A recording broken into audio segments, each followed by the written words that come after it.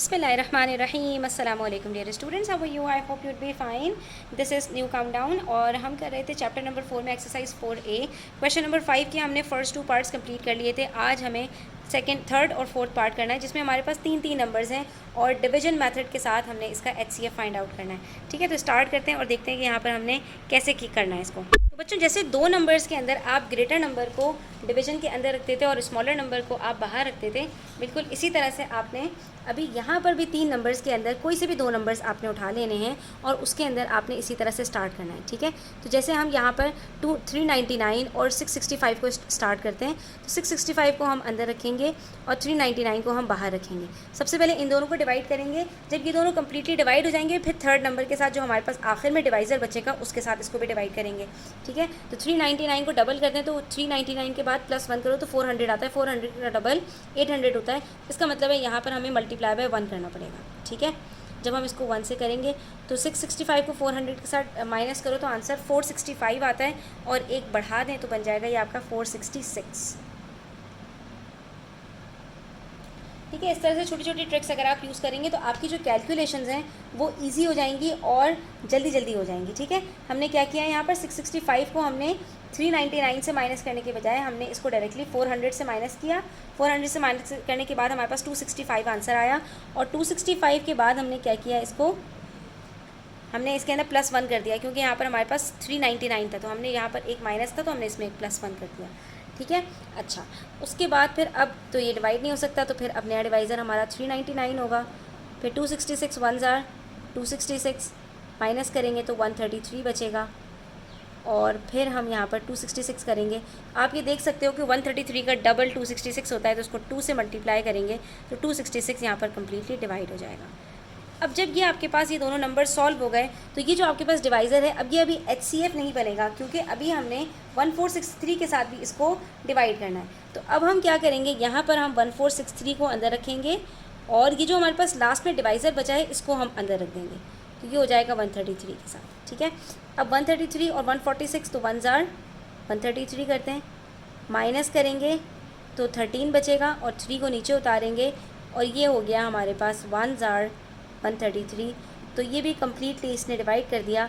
तो क्योंकि यही लास्ट डिवाइज़र है, ऐसा डिवाइज़र है जिसने 266 को भी कम्प्लीटली डिवाइड कर दिया और 1463 को भी डिवाइड कर दिया, तो यही हमारा HCF बन जाएगा। याद रखना, लास्ट डिवाइज़र सारे नंबर्स को डिवाइड करने के बाद जो आपके पास बचेगा वही हमेशा आपके पास HCF की कैटेगरी के अंदर आएगा। ठीक है, अच्छा, इसी तरह से हमारे पास नंबर 4 के अंदर अब 4 नंबर्स हैं, 427 1159 1281 और 3416।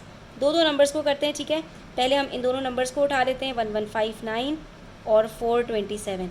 अब 427 के टेबल में 1159 नहीं आता है। ऐसे सिचुएशन में आपने क्या करना है, पहला डिजिट लेना है और ये पहले 2 डिजिट लेना है। 4 के टेबल में 11 नहीं आता, 4 के टेबल में 4 2 जार 8 होता है, तो हम 427 को 2 से मल्टीप्लाई करेंगे और हमारे पास आंसर आएगा 854। अब इसको सब्ट्रैक्ट करेंगे तो हमारे पास बचेगा 305। अब हमने 427 को अंदर रखा, 1 जार 305 माइनस करेंगे तो 122 बचेगा। फिर अब 305, 122 का डबल 244 होता है, तो 2 से मल्टीप्लाई करेंगे, फिर माइनस करेंगे तो हमारे पास यहाँ पर 61 बचेगा। और अब आप देखेंगे तो 61 का डबल 122 होता है, तो ये हमारे पास यहाँ पर कम्प्लीटली डिवाइड हो गया। ठीक है, अब इस डिवाइज़र को उठाएंगे। ठीक है, ये 2 नंबर्स हो चुके हैं, तीसरे नंबर को लेंगे इसके साथ 1281 के साथ। अब इसी 61 को लेंगे। ठीक है, 61 के टेबल में 128 आ सकता है, नहीं 122 आता है, अभी हमने यहाँ पर किया तो 61 2 जार 122, 61 बचा और ये देखें इसने इसको भी कम्प्लीटली डिवाइड कर दिया। ठीक है, तो फिर से 61 को ही उठाएंगे और तीसरे नंबर के साथ भी इसको डिवाइड करेंगे 3416 के साथ। अब 61 के टेबल में 34 तो आ नहीं सकता, 341 लेंगे, तो अब यहाँ पर भी 2 डिजिट्स पहले और ये पहला डिजिट, तो 6 के टेबल में 34 नहीं आता, 30 आता है, तो 61 को भी हम 5 से मल्टीप्लाई करेंगे। ठीक है, 65 जार 300 होता है, तो 61 को 5 से मल्टीप्लाई करेंगे तो आंसर 305 आएगा। सब्ट्रैक्ट करेंगे तो यहाँ पर 36 बचेगा, 6 नीचे उतार देंगे। ठीक है। उसके बाद 6 और 36 को देखें तो 6 6 36 होता है, और 61 को जब आप मल्टीप्लाई करेंगे 6 के साथ तो आपके पास ऑटोमेटिकली आंसर 366 आ जाएगा। तो ये 61 एक ऐसा आंसर आपको मिला जिसने यहाँ पर दोनों नंबर्स को कम्प्लीटली डिवाइड कर दिया। अब ये लास्ट डिवाइज़र है, हमारे पास यहाँ पर कोई नंबर नहीं बचा, 3416 लास्ट नंबर था, तो ये हमारा HCF 61 हो जाएगा। ठीक है ना, कितने मज़ेदार। आई थिंक कि ये प्राइम फैक्टराइजेशन से ज़्यादा ईजी है और ज़्यादा इंटरेस्टिंग है। तो आप जिस मेथड से चाहे कर सकते हैं। अगर मेंशन किया हुआ है कि आपने डिवीजन मेथड ही यूज़ करना है तो आपने डिवीजन मेथड से ही करना है। अगर मेंशन किया हुआ है प्राइम फैक्टर्स और प्राइम फैक्टराइजेशन से करना है तो फिर आपने वो जो उस मेथड से करना है जो हमने लास्ट वीडियो में किया था। अच्छा बच्चों, जो नेक्स्ट क्वेश्चन है ना हमारे पास थोड़ा सा ट्रिकी है, लेकिन इसको स्टेप बाय स्टेप समझते हैं। यहाँ पर हमसे कह रहे हैं फाइंड द ग्रेटेस्ट नंबर। अच्छा, अब ये जो टर्म यूज़ की जाएगी ना, ये याद रखो, यहाँ पर ग्रेटेस्ट, हाईएस्ट, लार्जेस्ट, जब भी लार्जेस्ट नंबर की बात की जाएगी, चाहे आपसे कहें फाइंड द ग्रेटेस्ट नंबर, चाहे आपसे कहें find the greatest whole number, बात एक ही है। ठीक है, होल नंबर से परेशान नहीं होना, कभी कभी यहाँ पर होल नंबर का वर्ड भी आ जाता है। ग्रेटेस्ट नंबर की बात करें या लार्जेस्ट नंबर की बात करें या हाईएस्ट नंबर की बात करें, इनमें से किसी इसका कोई भी सिनोनिम यूज़ करें और आगे आपसे कहें विच डिवाइड्स ये जो दो नंबर्स हैं इसको, तो हमेशा याद रखना कि HCF फाइंड आउट करना है, क्योंकि HCF का मतलब होता है हाईएस्ट कॉमन फैक्टर। ठीक है, H फॉर हाईएस्ट और G फॉर ग्रेटेस्ट, दोनों का मतलब एक ही होता है। तो इस सिचुएशन में आपको HCF फाइंड आउट करना है। लेकिन ये इतना सीधा क्वेश्चन नहीं है जितना नज़र आ रहा है कि यहाँ पर आपको 2300 और 3500 का HCF फाइंड आउट नहीं करना। क्या कह रहे हैं आपको कह रहे हैं फाइंड द ग्रेटेस्ट नंबर, सबसे ज़्यादा ग्रेटेस्ट नंबर फाइंड आउट करो, HCF फाइंड आउट करो विच डिवाइड्स 2300 एंड 3500, जो इन दोनों नंबर्स को डिवाइड कर दे। ठीक है, लेकिन कम्प्लीटली डिवाइड ना करे, यानी इन दोनों का HCF आपको फाइंड आउट नहीं करना, क्योंकि HCF हो या फैक्टर हो, फैक्टर का काम क्या होता है कि वो गिवन नंबर्स को कम्प्लीटली डिवाइड कर देता है। कि वहाँ पर कम्प्लीटली डिवाइड करने का क्या मतलब है कि कोई रिमाइंडर नहीं बचता, यानी 6 को जब मैं 2 से डिवाइड करूँगी तो मेरे पास 3 आंसर आएगा और कोई रिमाइंडर नहीं बचेगा। 60 को जब मैं 12 से डिवाइड करूँगी तो 5 आंसर आएगा, कोई रिमाइंडर नहीं बचेगा।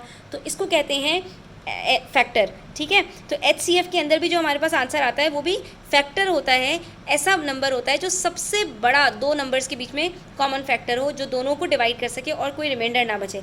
ये तो हमसे यहाँ पर ऐसी कोई बात ही नहीं कर रही है, तो हमसे सिर्फ इतना कह रहे हैं कि सबसे बड़ा नंबर तलाश करो जिसको इन दोनों के साथ जब डिवाइड किया जाए तो आपके पास रिमाइंडर भी बचे, leaving 32 and 56 respectively as reminders.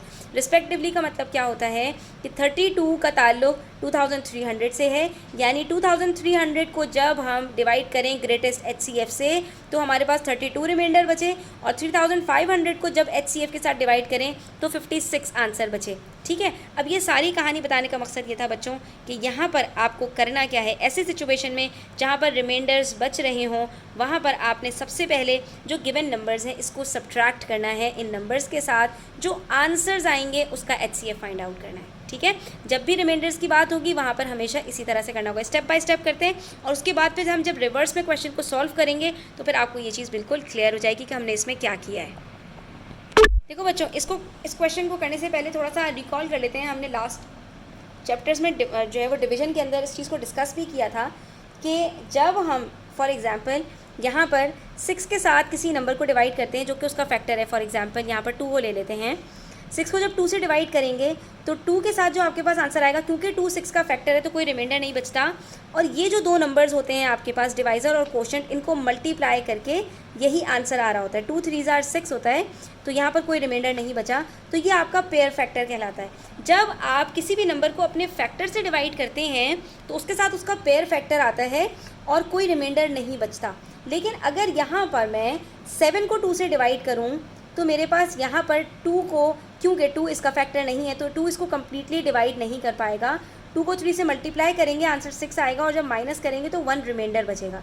ऐसी सिचुएशन में हमने क्या सीखा था कि हम इन दोनों नंबर्स को, अगर मुझे ये आंसर वापस चाहिए तो इन नंबर्स की मदद से हम कैसे लेकर आ सकते हैं कि हम डिवाइज़र और कोशेंट को मल्टीप्लाई करते थे और फिर इसके अंदर यहाँ पर +1 करते थे, तो ये आंसर हमारे पास वापस आ जाता था। इस सिचुएशन में तो 2 को 3 से मल्टीप्लाई करने के बाद किसी को प्लस माइनस नहीं करना और डायरेक्टली ये आंसर आ जाता है। तो यहाँ पर भी आपसे कहने की ये कोशिश कर रहे हैं कि ये हमारे पास एक आंसर है 2300 200, बताओ कौन से दो नंबर्स को हम मल्टीप्लाई करें और उसके बाद हम जब मल्टीप्लाई करने के बाद हमारे पास ये आंसर नहीं आए, बल्कि हमारे पास जो आंसर आए उसके अंदर 32 एडेड हो, ताकि जब हम उसमें से इसको माइनस करें तो हमारे पास ये आंसर बच जाए। ठीक है, तो अब यहाँ पर ऐसे सिचुएशन में आपने क्या करना है, क्योंकि हम रिवर्स में वर्किंग कर रहे हैं, तो यहाँ पर अगर हमसे इन्होंने कहा होता कि बताओ find the greatest number which divide 7 leaving 1 as the remainder. ठीक है, 7 को कौन सा नंबर है जो कम्प्लीटली डिवाइड नहीं कर सकता, हाँ जब डिवाइड करेगा तो 1 रिमाइंडर बचेगा। तो आप यहाँ पर क्या कहते हैं कि इसमें ग्रेटेस्ट नंबर 2 है या 3 है, आप कहते हैं 3 है। इसको फाइंड आउट कैसे कर सकते हैं, इसको फाइंड आउट करने के लिए हम क्या करेंगे, पहले हम 7 में से 1 को माइनस करेंगे, ये जो रिमाइंडर है इसको पहले माइनस करेंगे तो हमारे पास 6 आंसर आएगा, और 6 को जब हम 2 से डिवाइड करेंगे तो 3 आंसर आएगा, और 6 को जब 3 से डिवाइड करेंगे तो आंसर 2 आएगा। ठीक है, अगर ये बातें आपको मुश्किल भी लग रही हैं तो इतनी बातें याद रखने की आपको ज़रूरत नहीं है, ये सिर्फ मैं आपको एक्सप्लेन कर रही थी। बाकी आपने क्या करना है, जब भी रिमाइंडर की बात होगी तो आपने रिमाइंडर्स को सब्ट्रैक्ट करना है। जब आप इसको सब्ट्रैक्ट करोगे तो यहाँ पर आपके पास आएगा 2268 और यहाँ पर आपके पास आएगा 3444। अब ये जो दो नंबर्स आपके पास आए हैं, आपने इन दोनों नंबर्स के HCF फाइंड आउट करना है। ठीक है, चलें इन दोनों नंबर्स के हम यहाँ पर HCF फाइंड आउट कर लेते हैं।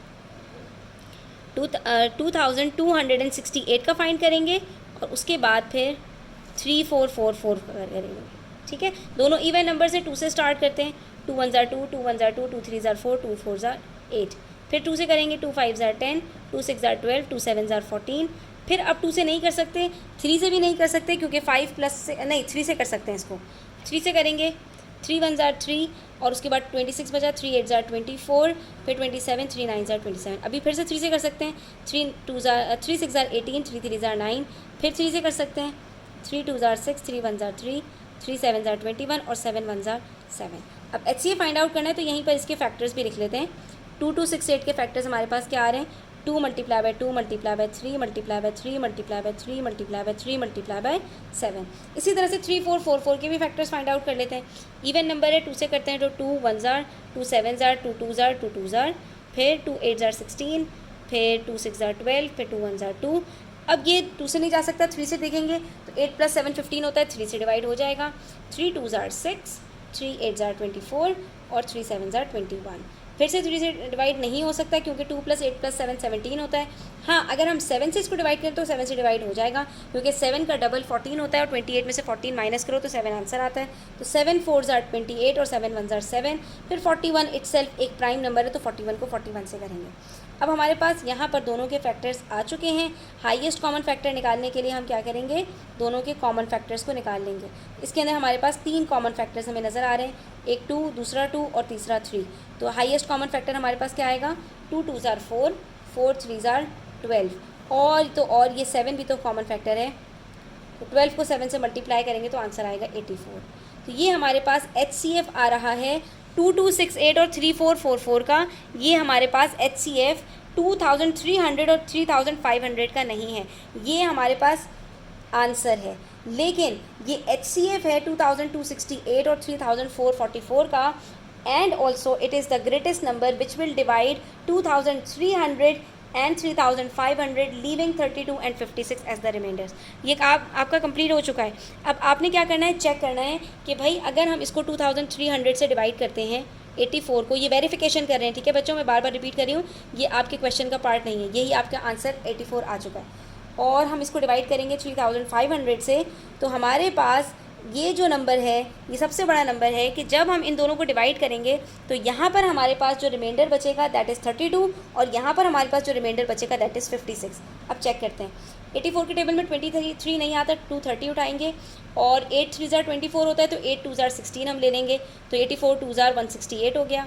सब्ट्रैक्ट करेंगे तो हमारे पास बचेगा 62, 0 नीचे उतारेंगे। अब 8 के टेबल में 62 नहीं आता, 8 8 जार 64 होता है तो 8 7 जार 56 हम यहाँ पर लेंगे, 84 7 जार 588। और जब इसको सब्ट्रैक्ट करेंगे बच्चों तो ये देखो मैजिक, 32 आपके पास रिमाइंडर बच गया। ठीक है, अब यहाँ पर कोई नंबर नहीं बचा और 32 रिमाइंडर बचा है। और यही सवाल में इन्होंने कहा था find the greatest number which divide 2300 leaving 32 as a remainder. ठीक है, इसी तरह से इसका चेक करते हैं, इसको डिवाइड करने से आंसर 56 रिमाइंडर बचता है या नहीं। अब 84 के टेबल में 35 तो आता नहीं है, 350 उठाएंगे तो 8 के टेबल में 8 4 जार 32 होता है, तो 84 को 4 से मल्टीप्लाई करेंगे और आंसर आ जाएगा 336। सब्ट्रैक्ट करेंगे तो हमारे पास आंसर आएगा 14, 0 नीचे उतारेंगे, 8 2 जार 16 होता है तो 8 1 जार 8 लेंगे यहाँ पर, और 84 को जब सब्ट्रैक्ट करेंगे 140 के साथ तो आप देखोगे खुद ब खुद आपके पास 56 रिमाइंडर बच जाएगा। तो हमसे इन्होंने यही बात की थी कि बताओ सबसे बड़ा कौन सा नंबर है जिसको 2300 से भी डिवाइड करें तो रिमाइंडर 32 बच जाए, और जब उसको 84 को डिवाइड करें किसी नंबर से 3500 को जब डिवाइड करें उस नंबर से तो 56 रिमाइंडर बच जाए। और ये बात हमारी प्रूफ हो गई कि हमने जो यहाँ पर आंसर निकाला है दैट इज़ एब्सोल्युटली करेक्ट। उसके बाद नेक्स्ट क्वेश्चन में कह रहे हैं हमसे, a room is 12 metres 15 centimetres long and 8 metres 91 centimetres broad.